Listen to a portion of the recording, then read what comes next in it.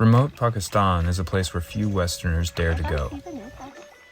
I was afraid to go there myself until I met someone from Karachi who assured me it was safe and invited me to come for a visit. It turned out to be one of the most memorable adventures of my life. The journey began in Karachi, a bustling metropolis of more than 16 million people. It's jammed with life. Everywhere you look, there are elaborately decorated buses, colorful rickshaws, food carts, shops, and fleets of motorcycles. We made our way beyond the chaos, 3 hours north, into the province of Balochistan, Pakistan's largest province. Our destination was Shauna Rani Conservancy. This protected area was created in 1996 by Sardar Akhtar Mengal. The resulting change turned potential poachers into protectors of wildlife. Revenue from regulated hunting subsequently created jobs in the community and helped fund infrastructure projects. Thanks to their efforts, Shauna Rani now boasts healthy and growing populations of all its remaining big game species. This recently built reservoir provides a much-needed source of reliable drinking water and economic opportunity to local villagers. Catlowfish, a native carp species, has been introduced and given supplemental feeding, resulting in large specimens being caught daily for sale in Karachi. The water also allows the Conservancy to care for a small herd of rare blackbuck, which are native to India and are being bred here for release in the future. The guest house at the Conservancy leaves no doubt there are magnificent rams in the hills here. Hopefully, we'll find one in the morning. We're treated to a traditional feast complete with a slow-roasted whole goat. It's Christmas Eve, and I feel like a kid again. Between the jet lag and the anticipation, there was no possibility of sleep.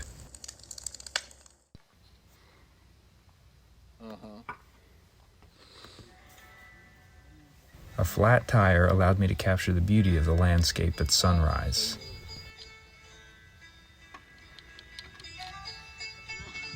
The air is filled with dust, giving the sky a rich canvas to color in, and shrouding the mountains in a mysterious veil. Soon, we're glassing for sheep. It's surprisingly cold. The villagers have been on the hunt for days before I arrive, and know the sheep are somewhere on this mountain, but we have to find them again before we approach. Uriel are incredibly wary, and will run long distances if they're spooked, so we take our time zeroing in on their location.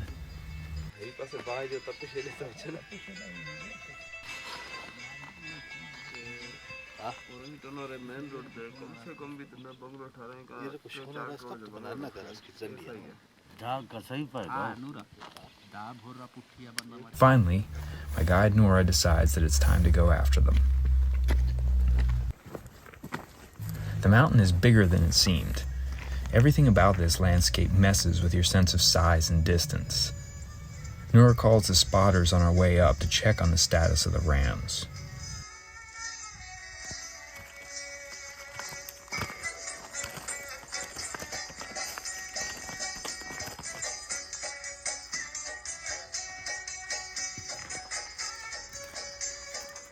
As we near the top, we begin seeing lots of sign. Droppings and beds are everywhere.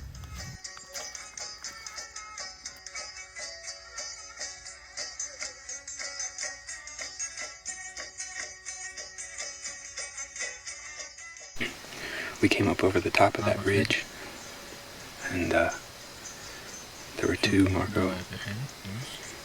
There were two Uriels right out here. They spotted us pretty quickly. I think they may have already seen us when we came up over and peeked.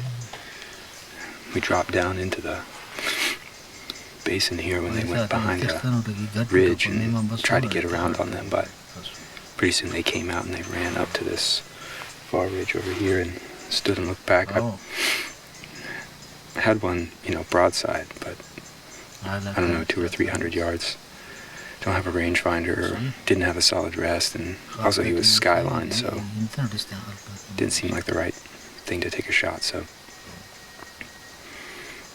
they went down off the back, and then we saw them again one last time, and they went all the way across the valley. We watched them for probably a half a mile running. It was crazy. So I'm not entirely sure what we're doing now because they barely speak English and I barely speak any of their language. But what I think the plan is now, there's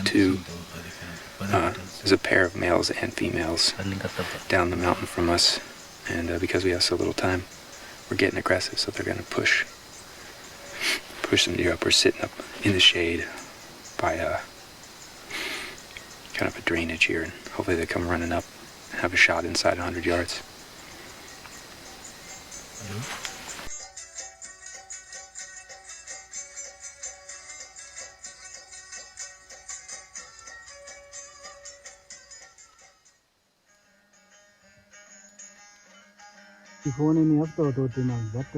We did it. This group of four that I thought they were going to do a push on, it turned out we were trying to ambush by a water hole, and they ended up going around the other side of the mountain. We spotted them down in here and were able to circle around and found a couple of females bedded down. I'm interrupted by a congratulatory call from Octorman Gall, the tribal leader who oversees the Conservancy and allowed me to hunt. Without his family's efforts, this Christmas morning would not have been possible. Thank you. Thank you all. Thank you. This has been the most incredible experience. Thank you to Octor for bringing me out here, and thank you for this beautiful animal. It's been an amazing experience. Thank you, thank you, thank you. Shukriya. He's not one of the giants they have at the rest house, but he's every bit as special to me. This hunt has been about so much more than the size of something's horns. I wanted to help carry the ram down, but my attempts to jump in are all in vain. I'm disappointed that I can't participate, but later I come to understand that this was about much more than the servant-to-master relationship that I thought was playing out.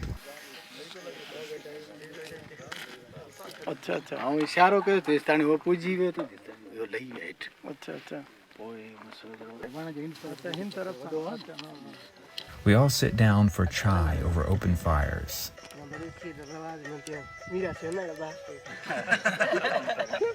The first cup is passed to me, and my attempts to defer are flatly refused.